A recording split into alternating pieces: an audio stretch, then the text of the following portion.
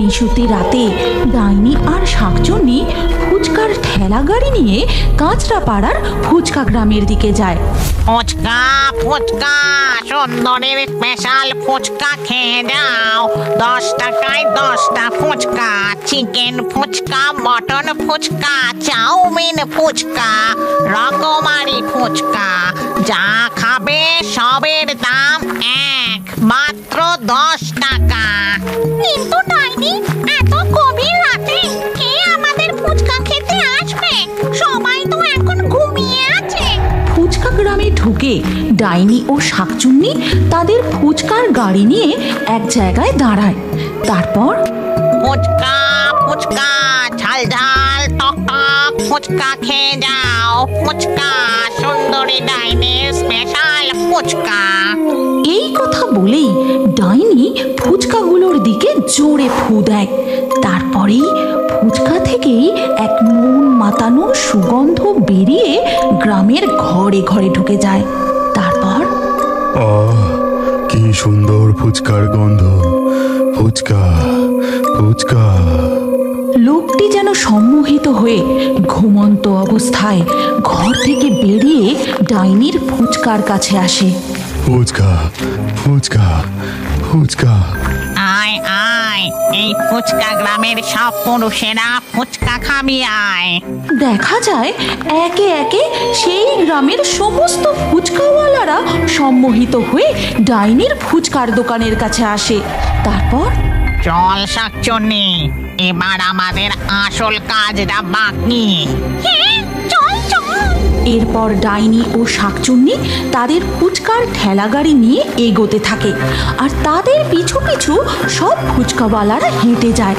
তারা গ্রাম থেকে বেরিয়ে এক গভীর জঙ্গলে প্রবেশ করে।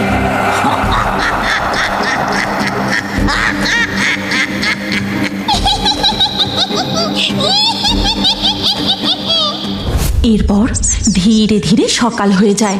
সকাল হতেই ফুচকা গ্রামে হইচই পড়ে যায়। সমস্ত ফুচকাওয়ালাদের বউয়েরা তাদের স্বামীদের এদিকে ওদিকে খুঁজতে থাকে। এই শেফালি, তুই আমাদের বাবুর বাবাটাকে দেখেছিস রে? ঘুম থেকে উঠে দেখি সে ঘরে নেই।